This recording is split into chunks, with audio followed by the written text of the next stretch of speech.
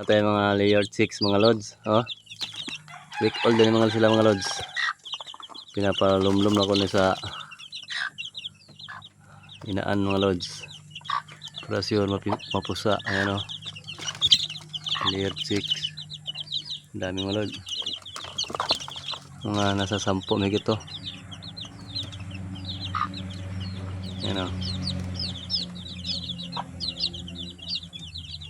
Kanang kuan diha like kuan native na kaya akong gihalo sa inaan kaya diyang inahan diha nga native mo ni atong mga layer chick.